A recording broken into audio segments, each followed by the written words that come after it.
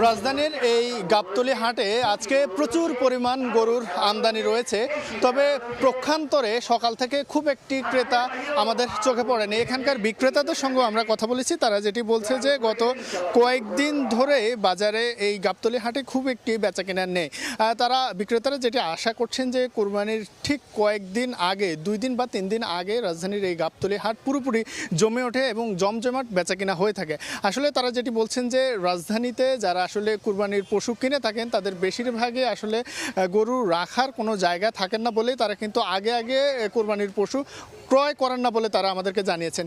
তবে আমরা এই গাবতলী হাট ঘুরে দেখেছি, এখানে যেহেতু পশু দিনে এবং রাতে মিলে রাখার ব্যবস্থা রয়েছে, সেক্ষেত্রে দেশের দূর দূরান্ত থেকে যারা বিক্রেতারা রয়েছেন তারা তাদের পশুগুলো এখানে নিয়ে এসেছেন এবং এখানে রেখেছেন তারা।